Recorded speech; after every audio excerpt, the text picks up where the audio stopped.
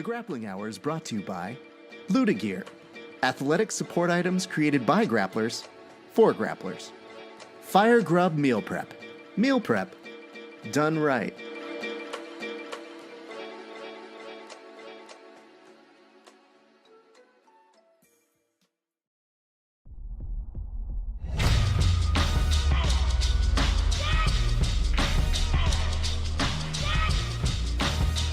Yeah. Check it out.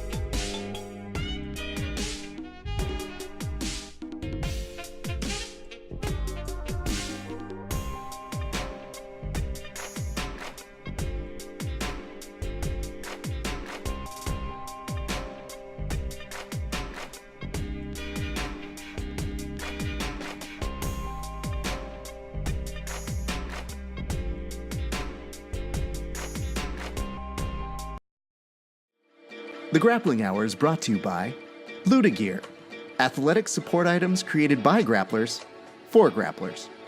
Fire Grub Meal Prep done right.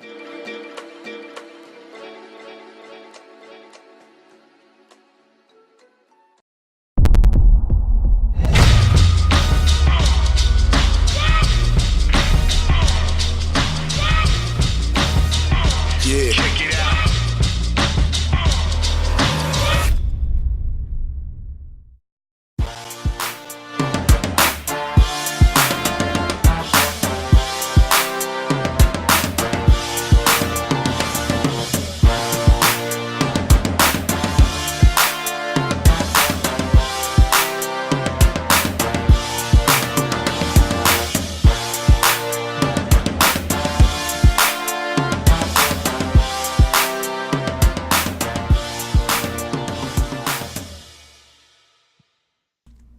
Hello, friends. I hope you guys are having a very enjoyable Wednesday. This is kind of afternoon. For some of you, this might be evening. Either way, no difference. I'm very, very excited about today. It's been a while since I've talked to this gentleman, and last I did talk to him, I was under the impression he was done fighting.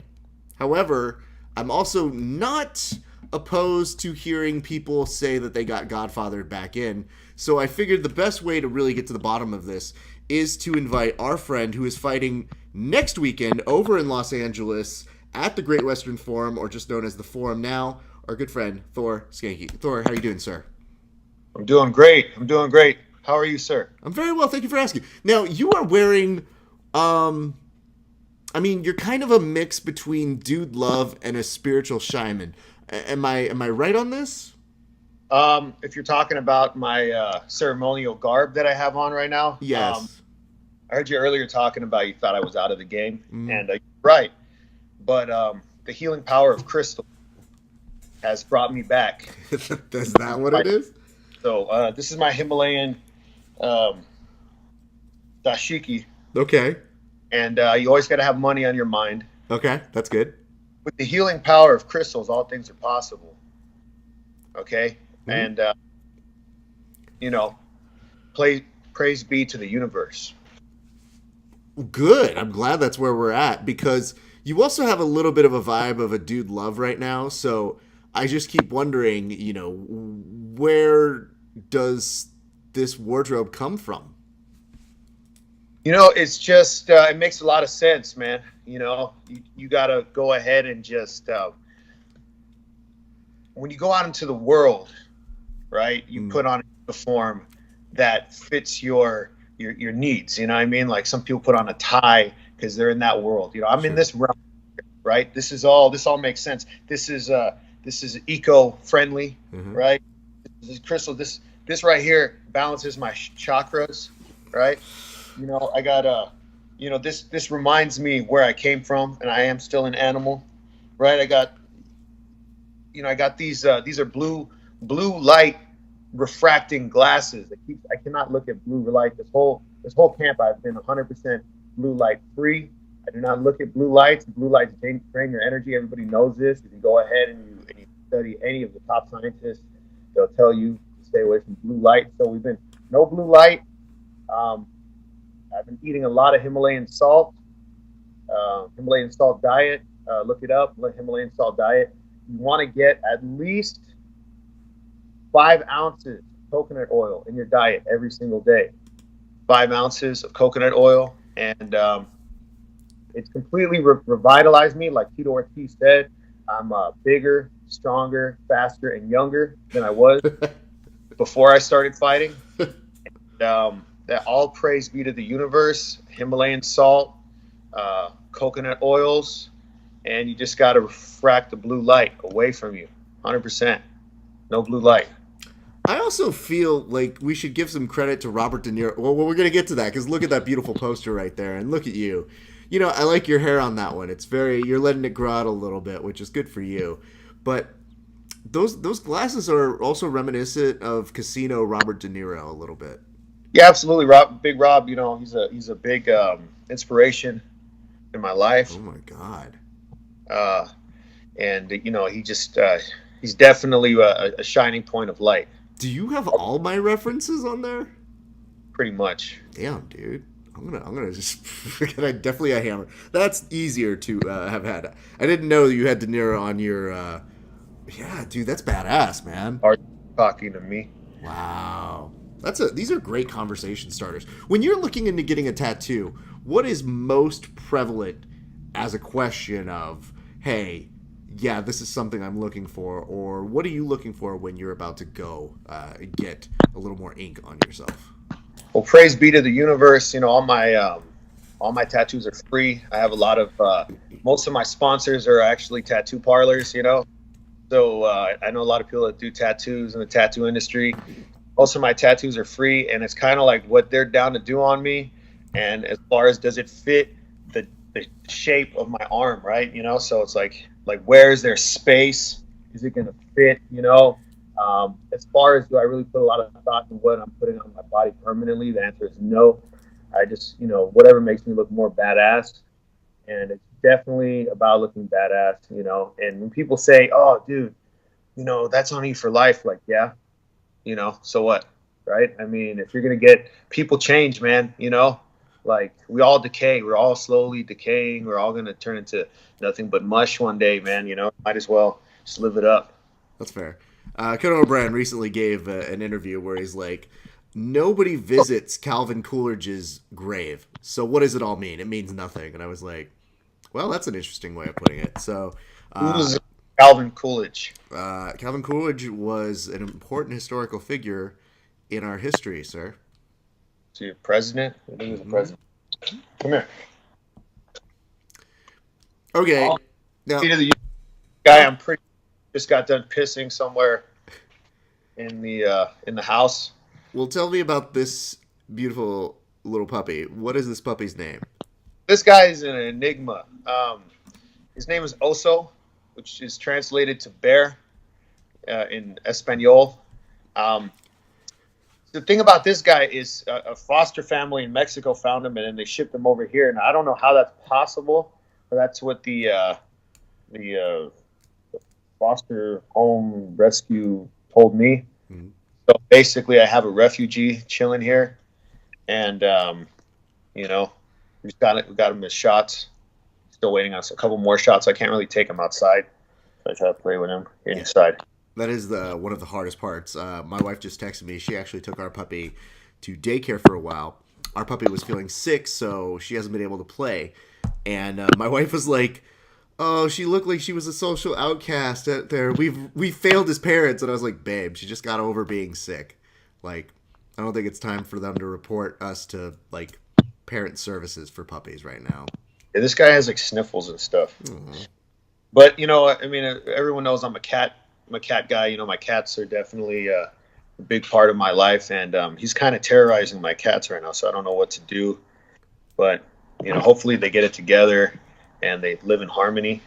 I've been feeding him some Himalayan salt, and I think if I balance his chakras properly, Uh-huh. he'll Okay. start terrorizing my cats. Well, good. I'm glad that you're finding a realistic and common solution to fixing them up. Here's a question though, Thor. Why are you back? Because I did the thing. I watched you say you weren't gonna fight anymore, and then I saw the Bellator thing happen, and I saw the poster go up. So what happened? Why are you coming back to fight? You know, I don't think fighters really ever truly retire, and I won my last fight. I know I still had some fight in me, and it wasn't that uh, I felt like I was just in the same circle. I was just doing the same thing, constantly doing the same thing, and I wasn't advancing it quite the way I wanted to. And it's hard on the body, to be honest with you, man. Like there isn't a whole lot of money, especially on the local scene. Yeah. And you take your licks. Luckily, everybody I've dealt with on the local have been wonderful people. I can't. I have the best promoters in the world and the best fan base as a local fighter. So I mean, I've been blessed in that respect. But at the same time, I'm like, I had to take a step back and look and be like, I've been doing this for 10 years, and it's either time to advance or step away. And I decided, after careful consideration, to step away. And then I got an opportunity to fight at the Forum. Now, I think like the only real regret I have in my career is that I never fought at like a really big venue. You know what I'm saying?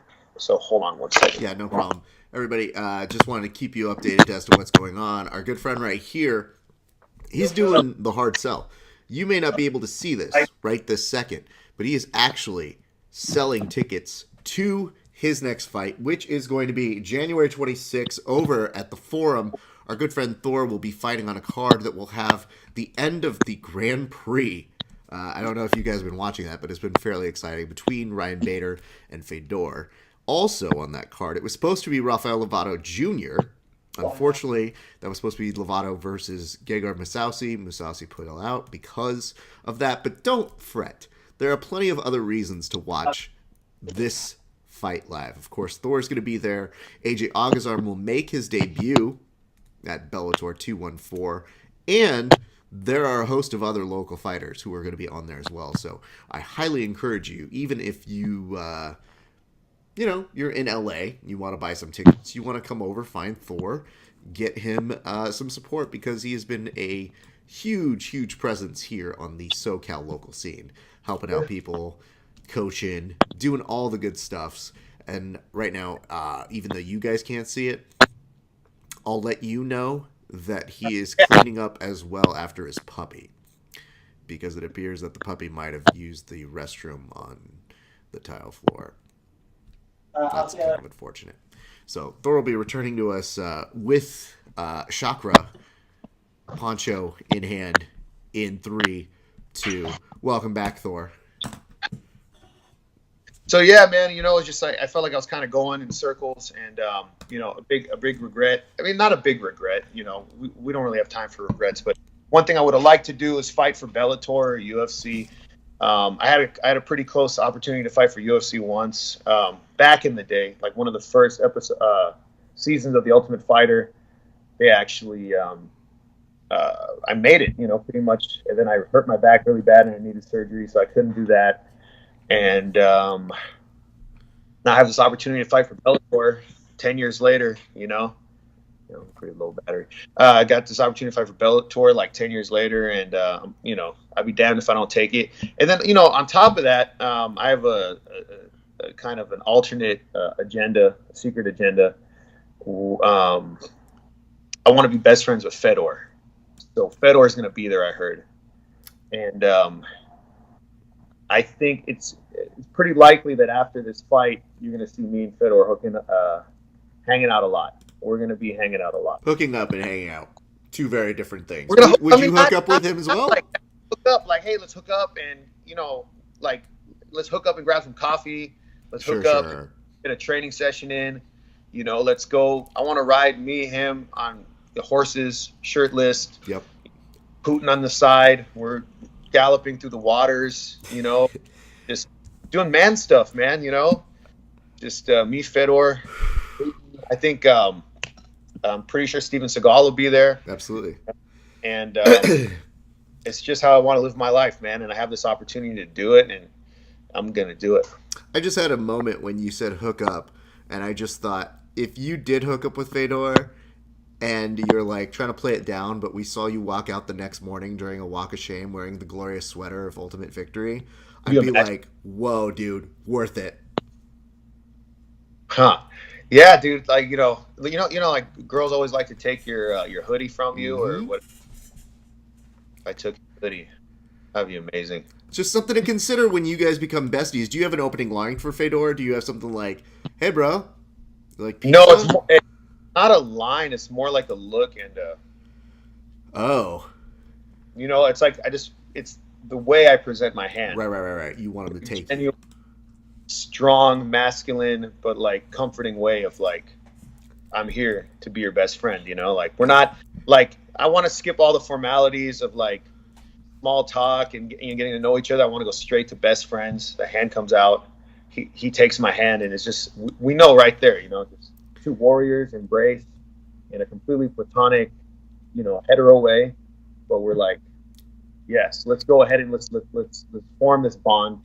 Let's unite and let's take the world over, man. Each one of those gestures keeps getting less and less like I'm believing you in terms of it being platonic. We have a couple questions here. Christopher James Velez says, what is he wearing and how do I get one? So I actually got this from Thailand. I went to train in the jungles of Thailand for a few weeks, and I went to an elephant rescue, and they actually just gave me one for cleaning up after the elephants. So that was my, I went all the way to Thailand, and all I got was this darn. Sure. The cheeky. Good question, sir. Absolutely. He is one of our regulars over here. So would you say, though, because I know how hard you train, and I've trained with you a little bit, I also know the impact of fighting on the local scene for a number of the guys who are fighting out here, and it's grueling, man. So did the time off give you new perspective? Was that it? Did you get to live a little bit of life? Because obviously I know you were joking here, but you were traveling, and you did go train in other places. Did that help to give you a little bit of distance, though? Well, here's the thing, man. This time off, when I have a fight coming up, I'm not good at multitasking. Any of my girlfriend will tell you, anybody in my life will tell you, it's just fighting is everything. I'm just too exhausted to really focus on anything else, and I have pretty bad ADHD anyway. So this time off, I went and I started a business, Rocksteady Chatsworth. I work with people that have Parkinson's disease, so I started a business working with people with Parkinson's, teaching them how to box for therapy. I went and I bought a townhouse over here in the beautiful city of Winnetka. I did a lot of things that I wouldn't have done if I was just completely focused on fighting. And so the time off was good, but when I got this opportunity to go back into it, right, it's just I couldn't say no to that, man. And Bellator, Forum, Fedor, right? Yeah. I'm going to take a leap of faith here and say you seem to be indicating a great love for Fedor. Do you think that he beats Ryan Bader? Absolutely never been more sure of anything in my whole entire life. I feel silly asking this, but why? Well, here's the thing is Fedor is a living god. I mean, we all know this. And we see the way that he completely dismantled everybody on the way up to his rise. I mean, it's meant to be. And also, isn't Bader like an 85er? He fought at 205. He's up to heavyweight. I mean, look, I like Bader. Ever since he changed his name to the Master from whatever, Darth. I mean, that was stupid. But the Master, that's a great nickname. When he changed his name, look, if there could be 2 first places, I'd like that. I think he's a great competitor, and I'm also a fan of the Master. But I think Fedor he's the last emperor, dude. I'm the new emperor. He's the last one. Is that I'm the next emperor? Sorry, the next emperor. There we go. I was gonna say, are you the next to last emperor, or does when you extend your hand, you're like, hey, Fedor, I will take the title from you and I will carry this well. Once he decides to put the crown down, and I'll come pick. But decide and be ready, and no one's pressuring him. He's Fedor. Do you think though? Because this is the thing I wonder. I legitimately have some sort of curiosity, and do you see him retiring if he wins? Oof. It's a good question. We're gonna hit the drawing board after he wins. Okay. We're gonna get talk, and we'll get back to you on that. I'm not 100% sure where his mind state is right now. I don't see why he would. I don't see why he would. I really hope that you just crash the open workouts and that you just show up and you're like, hey, what's up, guys? Yeah.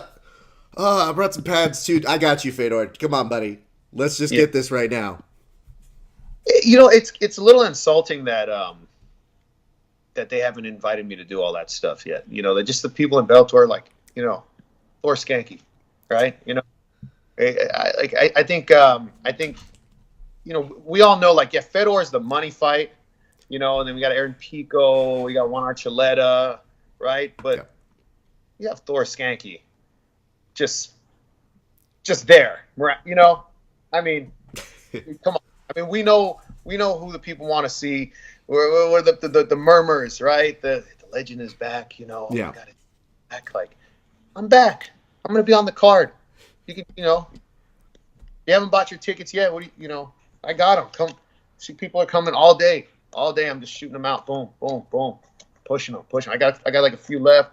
I got to go re-up, get some more, man. We're the business. That's pretty impressive, dude. I like the fact that you can multitask to actually do an interview and also sell some tickets. That's a kind of commitment that you don't see on other shows. Yeah, man. You got to do what you got to do in this game, man. Got to get money from wherever you can. It's not. There's not a lot out there, man. There's definitely not a lot out there. So you got the note to come back. When did you get that note? Because I feel like time has flown by pretty quickly, but was that back in November, or were discussions happening even sooner than that?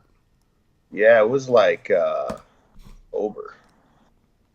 But you know what? So I'm not gonna call out homeboy that told me about it first. But realistically, the dude's like, yeah, man, what was it, December 1st at the Staples Center, And I'm like, what? I'm like, Staples Center? I'm like, yeah, I'm down, fuck, Staples Center. And then he was like, December 1st. And then it was after weeks, I had homies tell me hey, but they're also coming here for Fedor and on the 26th for the forum. And I'm like, nah, mine's at the Staples Center. I don't think so, And then I talked to him, and he's like, oh yeah, my bad. So I was in the mind state that I was going to come back and fight since October. So it's been a pretty long training camp, honestly.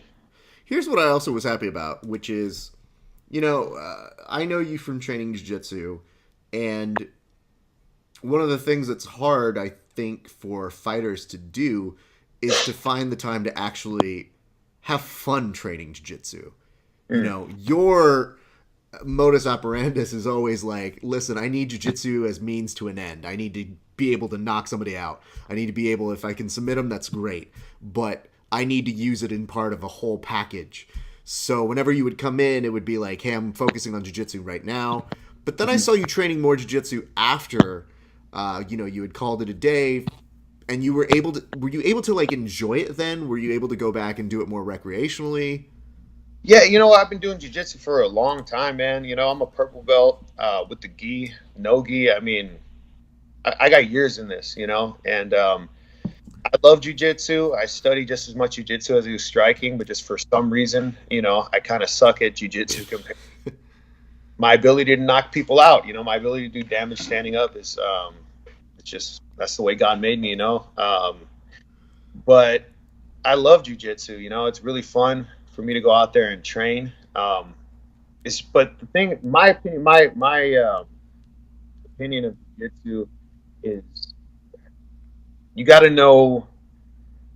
So, for example, like this fight, right? I've been training my jujitsu, but if I go out there and I play too much, half guard, Sure. passive stuff on my back, and get too jujitsu, I'm gonna smoke the heifer and go surfing, and then like around on the beach and eat my acai berries, then I'm gonna have like a really passive game, But like, so I've been spending a lot of time for this fight, getting closer to the fight in the wrestling room.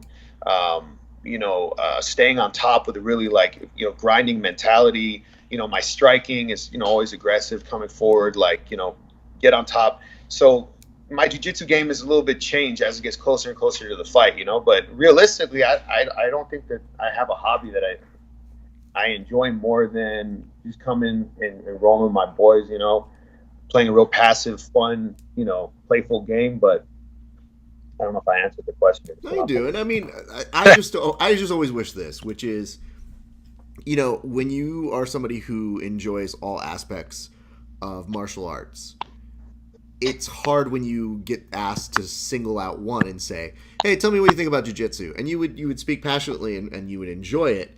I just felt bad that I was like, hey, man, these guys are doing this tournament or they're doing this. And you would just be like, that's dope. I would love to go to it. Or I love this. So when I finally saw you going over and training with Hamelo for a little while and his crew out there, I said, you know what? It's so nice that you don't have a fight to worry about at that time because the level of training you're going to get there is going to be amazing. And you can just enjoy that. It's unreal, yeah. So when I have time just to do jiu-jitsu and just focus on jiu-jitsu, I really enjoy it. But I think I'm one of these people that after 10 years of being in this business, I understand it's like just because a guy has great jiu-jitsu doesn't mean he's going to know how to translate it into MMA, There's a lot of guys that go out there and fight and they're great grapplers, but for whatever reason they go into MMA and it doesn't work. So you have to know like how to use your jiu-jitsu, how to cater it towards, MMA. To me, MMA is really hybrid wrestling. I mean, the first thing I did was wrestle, and I still don't think my wrestling is my best asset, right, or whatever. But the wrestling, you have that base, you can dictate where the fight goes and what you can utilize, So jiu-jitsu, I love jiu-jitsu. It's definitely a great hobby for me, but I don't feel like it's. You have to train it a little bit different than people are doing, when they go out there and use it towards mixed martial arts, Absolutely. Yeah, I mean, I always tell people, and you can probably affirm this, to anybody who trains with me, I usually just tell them, I was like, don't do what I'm doing. And especially if you're fighting MMA, like, my thing doesn't even exist. Like, my game does not at all become something I ever tell somebody. I literally tell people, I'm like, if you see me start to do something, just immediately say, that's Raf's game. And that's what Raf does. And I was like, you'll be much happier, I promise you. Yeah, the Raf game, big no for me, dog. And look, no disrespect, man. Like fucking, I love rolling with you. Like you frustrate the shit out of me. You're very hard to tap out, But exactly, you have a game where you're like, I'm gonna be very defensive, and I don't mind staying on my back a lot, And it's like I can't see. That's the thing I'm worried about. Is sometimes I'll go and I'll get too complacent and it's fun. Playing like that is fun, and like being defensive is fun, and like all this counter jiu-jitsu is great. But it's like you get on the mat with someone that's pummeling your face in, dude. It's like, fuck, dude, it's a whole different. I don't know that I've told this story to people, but I've definitely told it to a couple friends that know both you and me. And when they've gotten equally frustrated with me, I've just been like, well. It's funny. I recall there was one day at the jiu-jitsu club where Thor was just thoroughly, out-positioning me. And we went through some buzzers and we went through some bells. And Eric and Joey just give me this look like, are you okay? Because it very much looks like some kid is getting their lunch money stolen from them and they're just watching it. And I was like, yeah, positionally I was not winning at all. But I was also like, well, I'm not, yeah, I'll go through with this. Let's go through. So by the time you and I end up just calling it, because nothing's really happening at this point, I finally get out of a couple positions. I just told somebody, I was like, you gave me this look that was just like, fuck you and everything that you stand for. And I go, I don't know what to tell you, dude. I'm not good, but I know what's happening. Man, just like survive, you know? It really is. I don't know what was it. That was no-gi or gi? That was no-gi, because when I have my gi, I have a few more tricks. Yeah. But when it's purely no-gi and I've gotten to a bad position, the one thing I hate to tell people, but is true, like my lower back sucks so bad that like when someone says the easy way to get out of certain things, I'm always like, you got it. Can't do it. But Yeah. give me a minute. I'm going to figure something out here. And so conceptually, I know enough to kind of maneuver and do things. But the one thing that I tell people is like the kicker on the joke was, you said something to me. You were like, dude, you were doing this leg attack, or you were trying to set up this leg attack. And I was like, yeah. And you go, why didn't you do that? And I just go, oh, well, you fight, dude. I'm not trying to rob your fucking meal ticket. You know what I mean? And like, you go, well, show me how you would have done it. I was like, this. And you just go, fuck you, I would have tapped to that. And I was like, I'm not that good at it. And if I do it the wrong way, I'm just an idiot that did something stupid to a fighter. So it's not, me rolling with you is like, what can I do to help you?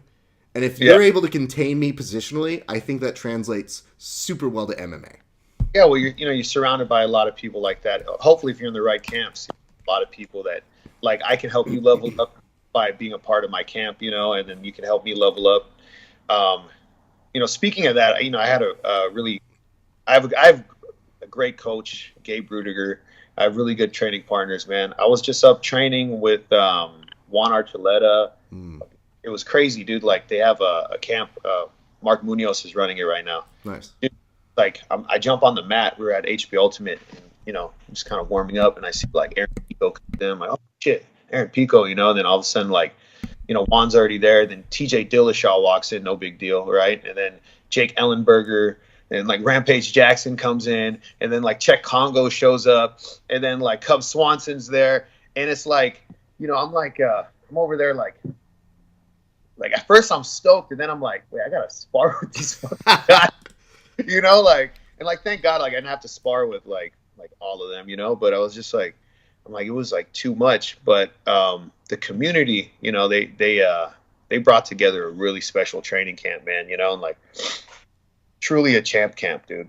It was unbelievable. That really does sound like a fucking amazing room to step into. But yeah, there are definite moments where if I get to run it, and I bring in some folks to get some good training every once in a while. You'll definitely see me go, all right, guys, I got the clock, and go. Y'all do the work. I'm too old. I'm good. Yeah, I wish I could step back and do that in some days, man, like. One day. You're still good enough to hang in there, so you do your thing. I just always know. I always tell people, I'm like, I guess as you get older, I kind of measure it like this. When you look around and you're like, the average age of everybody training is 22. Yeah. I am not 22. So I have to do the things that make sure that, like, I'll be able to walk and do the normal things that are absurd. Yeah, I'll show up to my wrestling room, my wrestling practice, and, like, I'm over there at Cleveland High School, and the kids are, like, I'll be like, this kid is 16 years old, you know what I mean? Or, like, then there'll be, like, some dudes from, like, CSUN and stuff. But you're out there rolling with these kids, and the first thing I'll be like, so who's got MySpace? Anybody?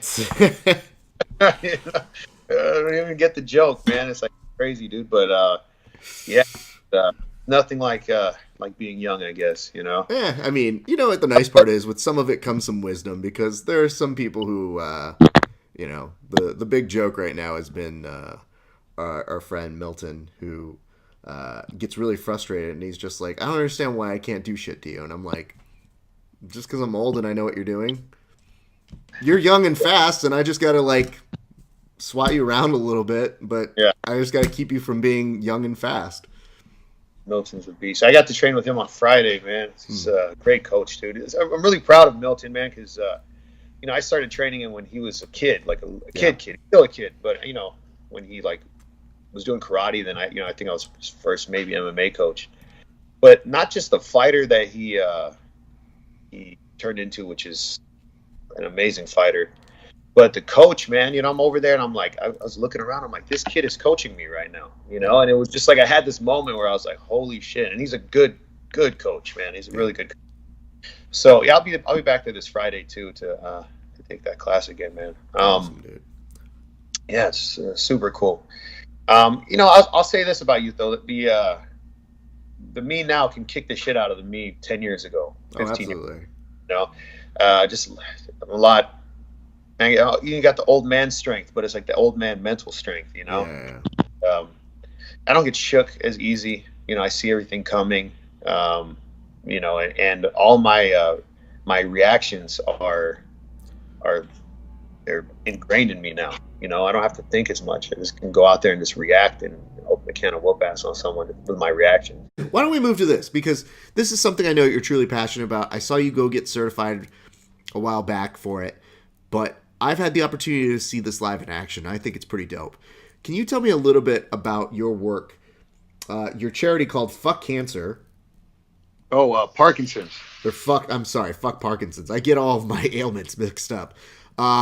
Fuck Parkinson's. My apologies. You've been very, very local on the scene, not just helping people, with boxing with that, but also like actively showing up at the major promotions out here in SoCal and promoting awareness for it. But I want you to talk about it because I think people should really know what this is about. Yeah. So, I got certified with Rocksteady Boxing, which is the preeminent boxing for Parkinson's disease therapy that they in the whole world, if you type in, Parkinson's and boxing, Rocksteady Boxing pops up. And the thing about Rocksteady Boxing is it's not clinic. It's not like going to a clinic or having to go and spend all your time in the doctor's office. Like, people with Parkinson's already have to go through that. It's kind of like almost getting back to your normal life and your normal routine and going out and just getting a workout and not having to think about Parkinson's all the time, which is, really important for them. And then on top of that, we help with the balance, coordination, and, in double-blind studies, University of Indiana, actually Indianapolis, showed that in some cases it helps to stop a lot of the symptoms of Parkinson's, and actually in some cases it reverses symptoms of Parkinson's. So, it's a good thing. It's a helpful thing for the people. So, I started doing this thing. I started teaching people with Parkinson's, and then my friend, actually JJ Buckner, his father Chris, they started a program, actually a clothing company called The Given Project, and he's like, "Hey Thor, like you see that you're doing this thing," and their goal is they want to like basically help the community with their brand. So every couple months they have this new cause, and like they're like, we want to start with your cause. And so all the proceeds, 20% of all their proceeds from every shirt, everything that they sold, came to me and my program. And but they're like, we need to come out with a name for your shirt, because my thing is just Rocksteady Boxing Chatsworth, Sure. And they're like, we need to come out with a name for the apparel and the cause. And they're like, think of something. I couldn't think of anything, dude. And they're just like, and I like these people are like my family, especially like, I have a small group of people that I train in Chatsworth, and I have a really large group of people I train in Thousand Oaks, like 100 people out there, and a small group in Chatsworth at my own thing. And they're like, what do you think, what do you want to say on the shirt? What do you want, And all I could think of was, man, fuck Parkinson's, dude. My people struggling with it, and it's like, kind of this mentality where I'm just like, I'd like to punch Parkinson's in the fucking face, So I'm like, man, fuck Parkinson's, dude, like fuck Parkinson's, fuck like watching my, my friends decline and struggle with this shit, and I mean, they really inspire me, man, they really inspire me, because Parkinson's is a scary disease, and they fight it like fucking Comanches. So I'm like, man, fuck Parkinson's, bro, like that's all I could really think of. And he's like, all right.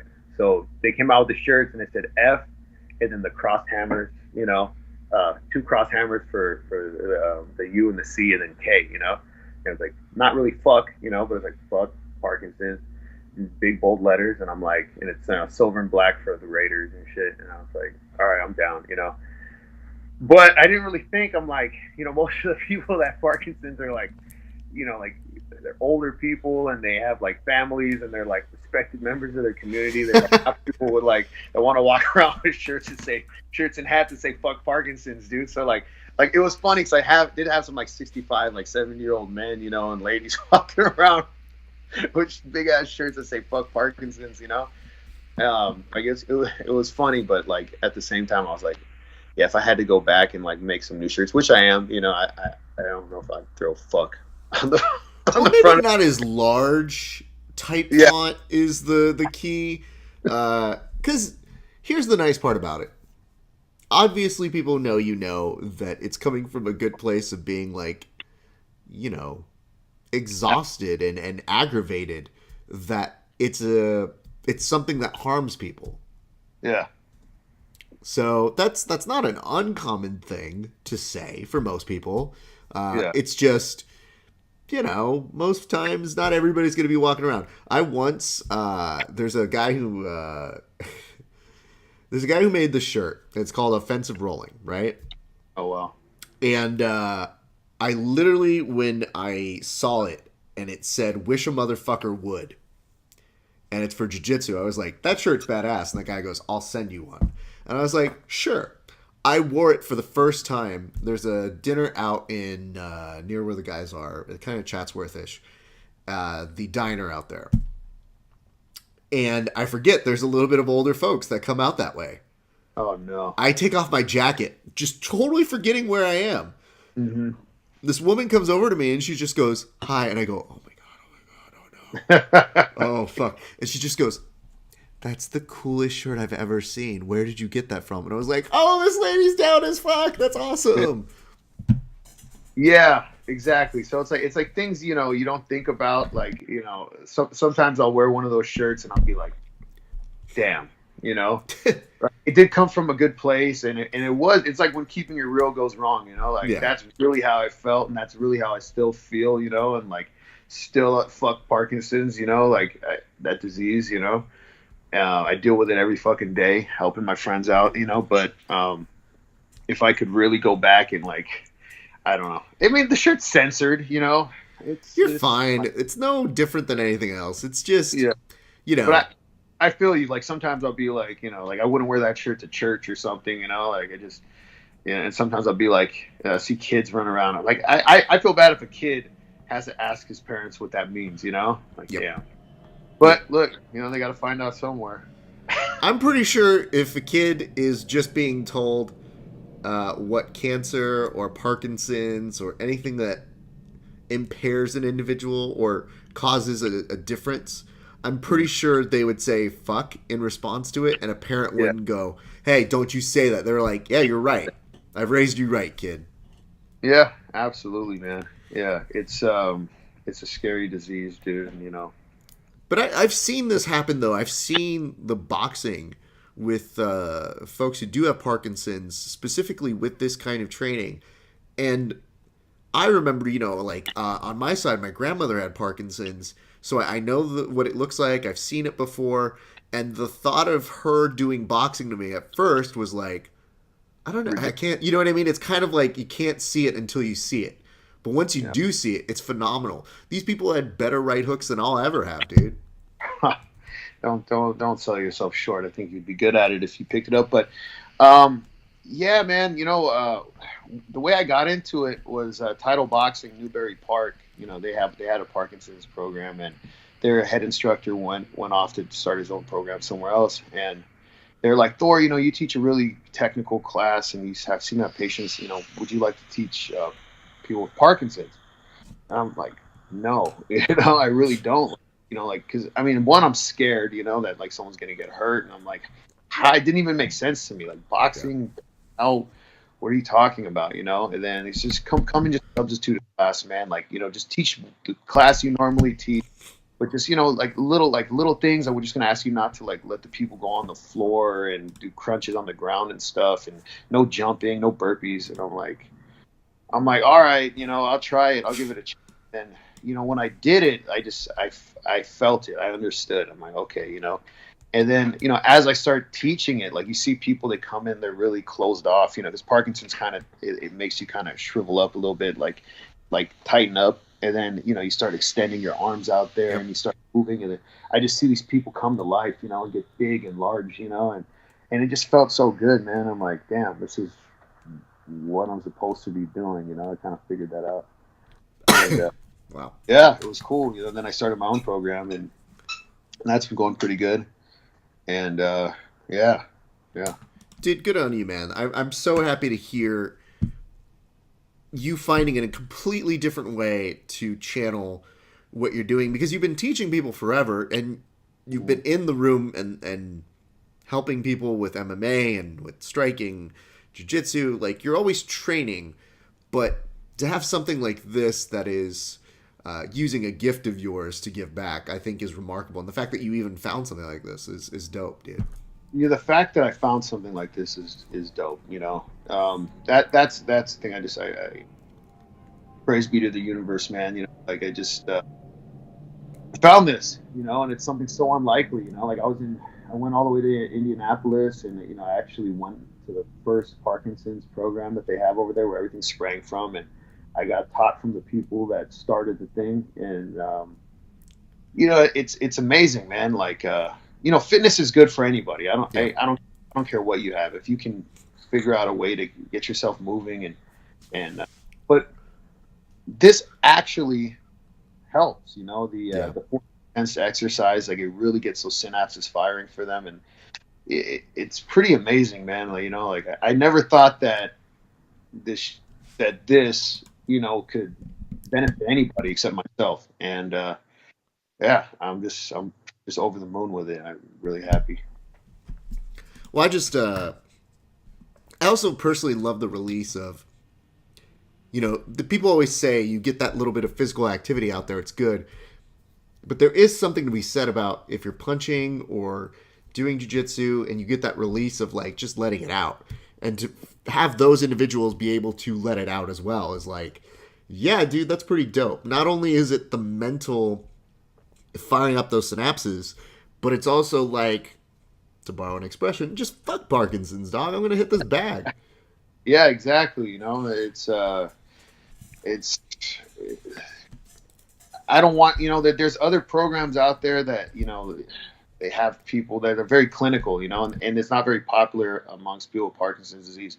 This is more like I'm just gonna go and do a cardio boxing class with my friends, So, yeah, you just kind of keep your mind off of all this nonsense that's going on in your life, because Well, I always appreciate this as well, that a lot of these things, people talk about having a good sense of fight in you.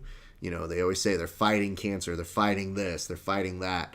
And so it's always cool, because I don't know that these people know how much they inspire the people who actually fight professionally.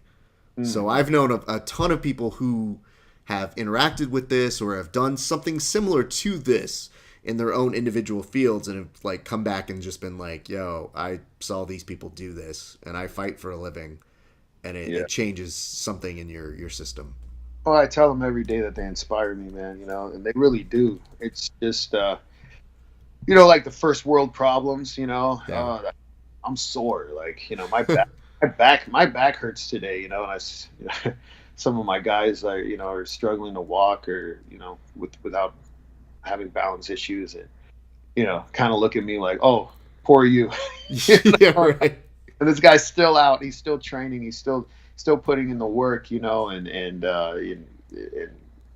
even though everything's telling him not to, he's out there working, and Yeah. what excuses do I really have not to be my best self, Yeah. Well, tell me about this. Since the time we originally chatted, you came on Verbal Tap years ago. We did a nice sit down over here at my place, but you started hosting a show.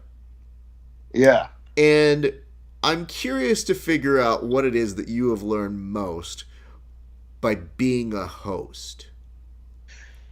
Oh, there's a lot, man. Consistency is a main one. You got to be consistent and put out got to be organized and consistent.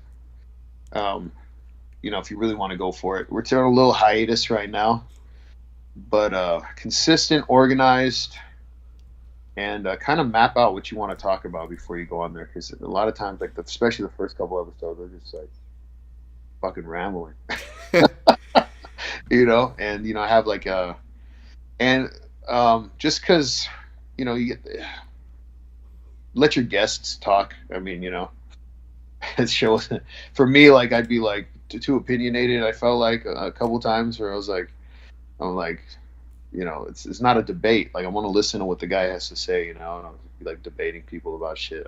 I shouldn't do that. Just let the guy talk. You're hosting.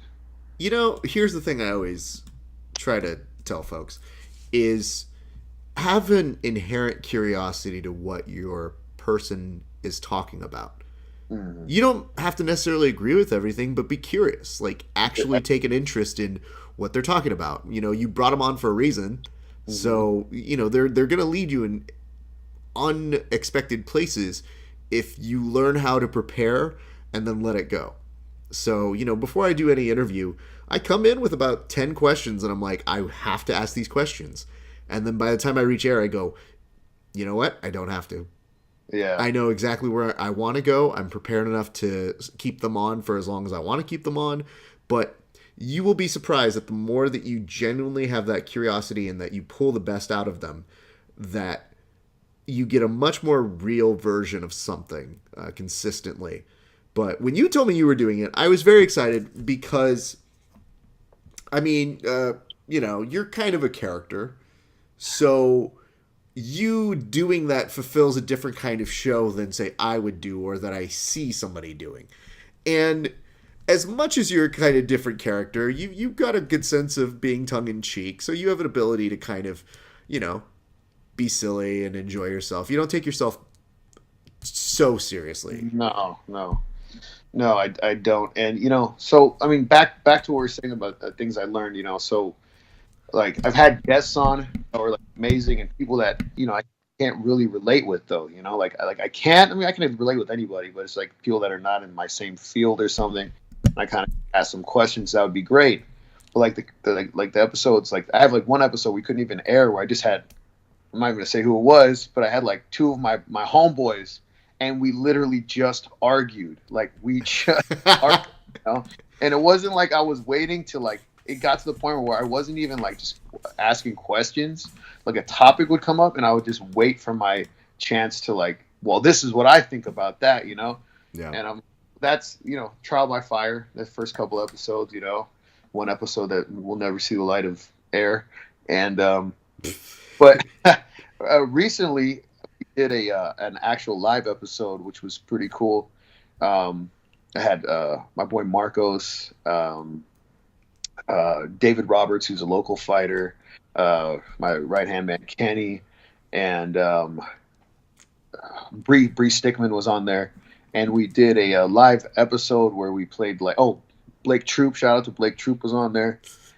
Blake Troop was there, and we did like my boy owns this little restaurant at the golf course, and we had Nikki Hartz and Lee Raven. These two very well-known adult film stars. They basically just kicked the shit out of us, and that was my live show.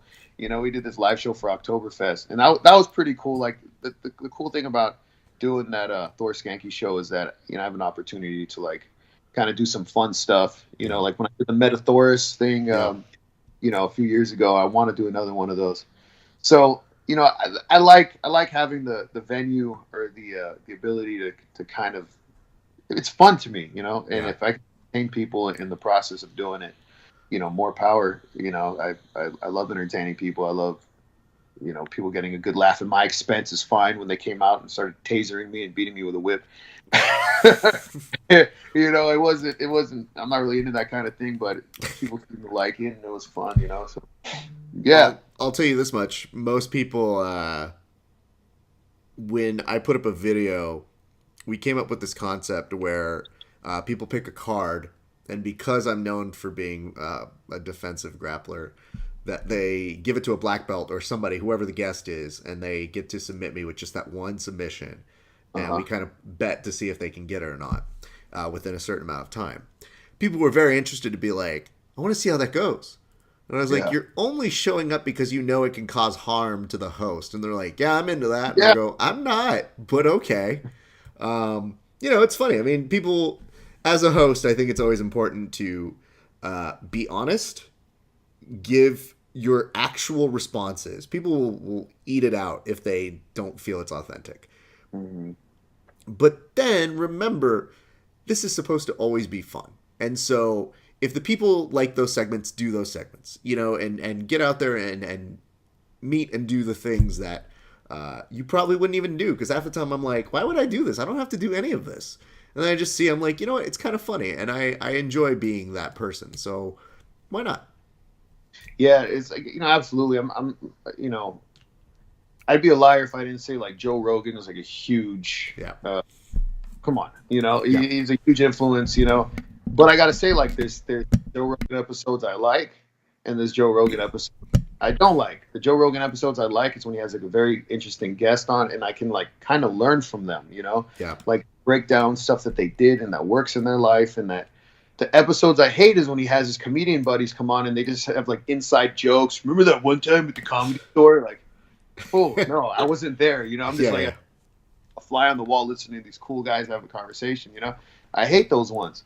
And so like, I realized I'm like, damn, I'm kind of doing the same thing when I just have my boys on and we just talk. Like, who just wants to listen to a couple of dudes just talk about shit that's interesting to them? You'd be surprised. I always feel like, right? Yeah. I always feel though that there's this, which is, I think the best commentators make you feel like you're watching with them at your gym or at your home.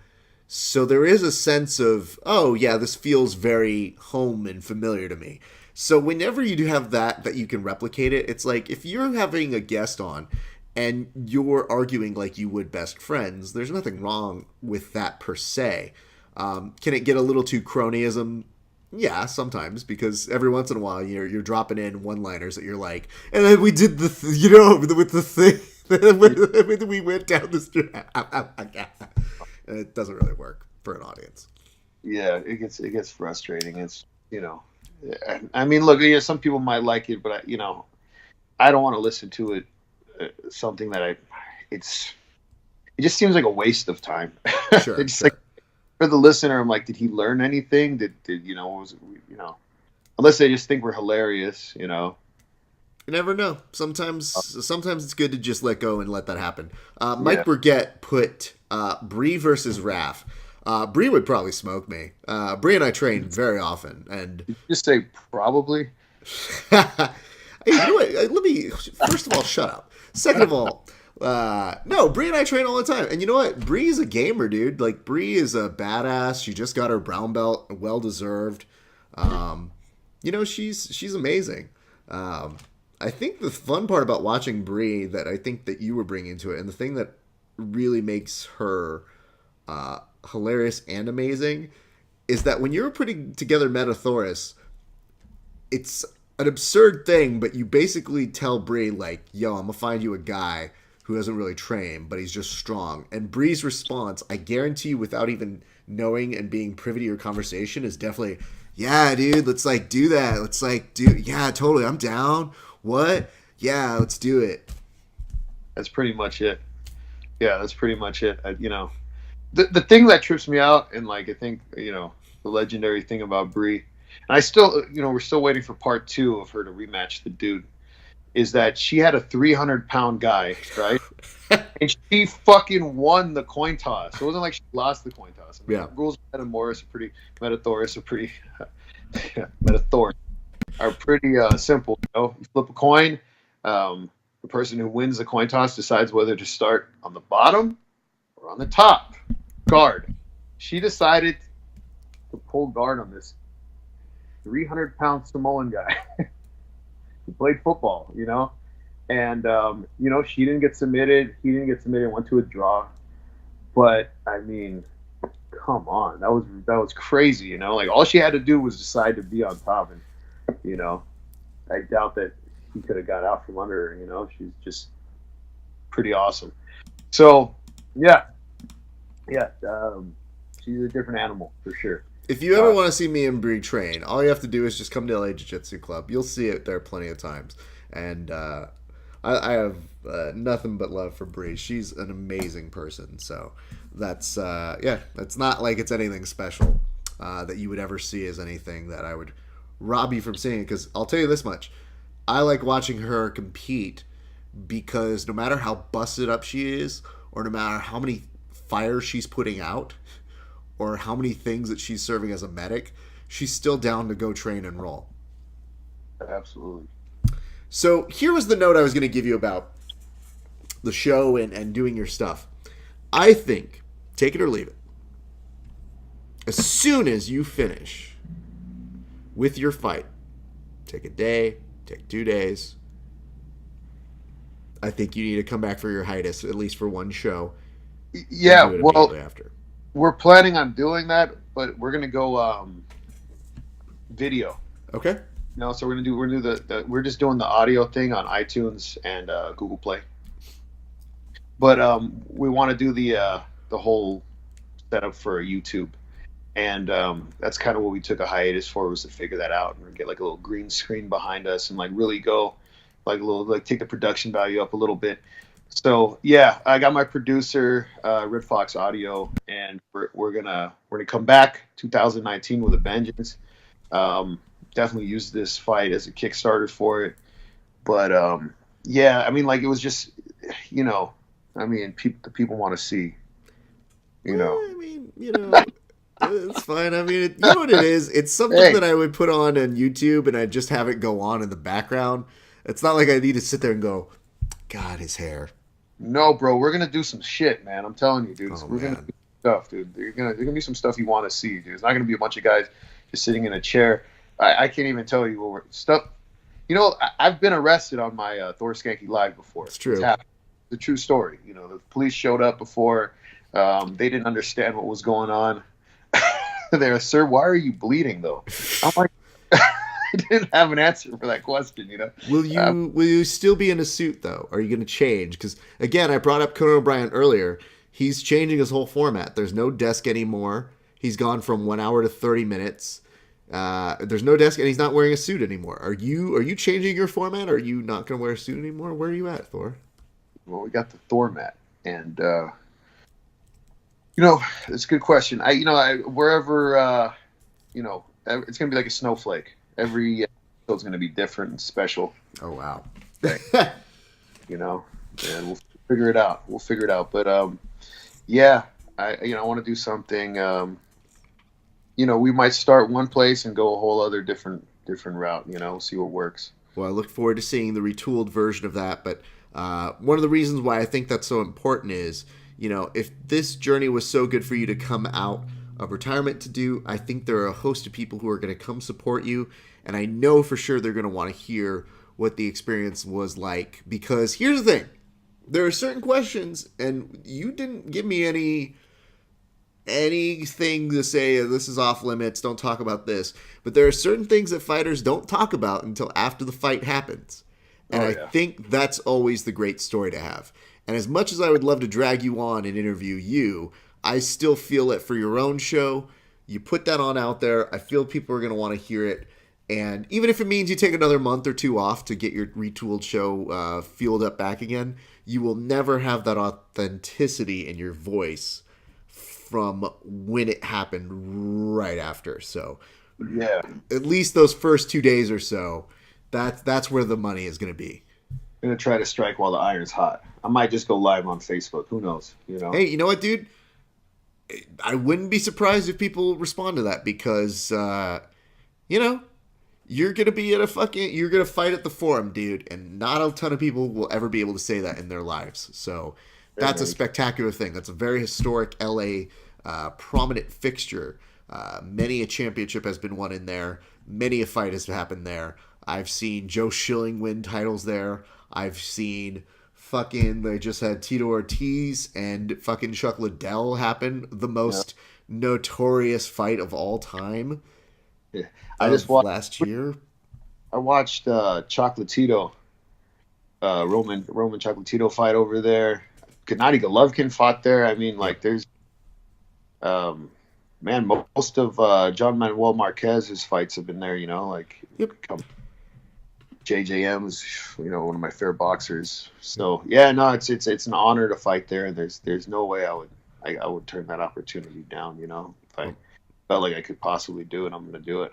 I'm glad to hear that. Let's go ahead and start tying this all up. Who are the sponsors you need to shout out, sir, who are helping you make this happen?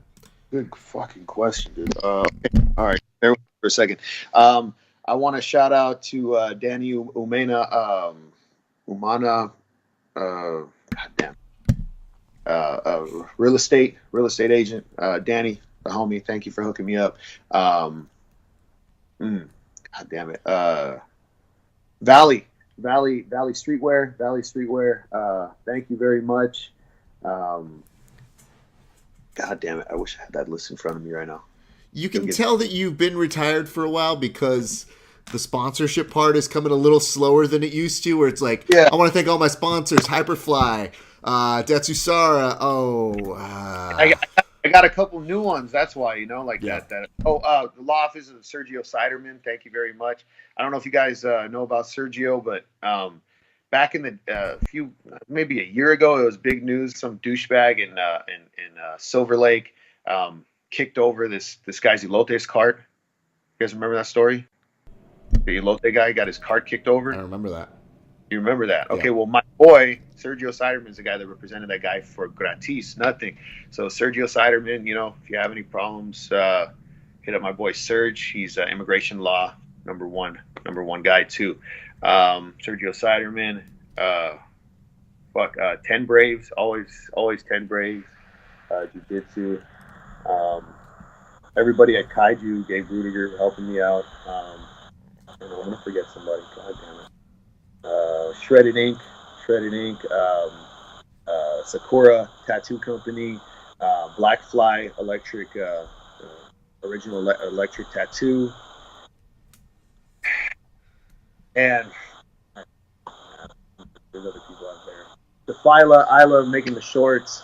Nice. You're the best. Defila, you want to wear what the champs wear, like for real, WWF, WWE, fucking UFC, not UFC, but like UFC only wears Reebok shit now, but like everybody, dude. Like Invicta, she makes everybody stuff.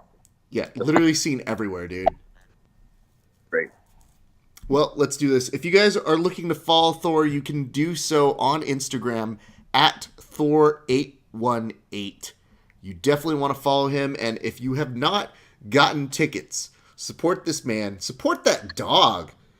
Let's look at this dog for a second. If you're listening to this audio version, that's your fault. You need to watch the video version to see how adorable this little puppy. Ugh. Yeah, if you guys don't buy some tickets, I'm gonna put this fucker down. So I don't think you can say that. I don't think that's gonna work as well. But the fight is coming up January 26th at the Forum. Thor Skancke is returning back. You guys want to support him. I know that for sure. I will tell you this now. I unfortunately will not be there this go round. But if why not? Do you really want to know? Why not? I'm going to the Royal Rumble in Arizona. Oh, okay, all right. At least it's not something lame like you got a proctology. No, dog. Like, yeah, I schedule all my proctology exams during fight weekends. I'm like, excuse me, doc.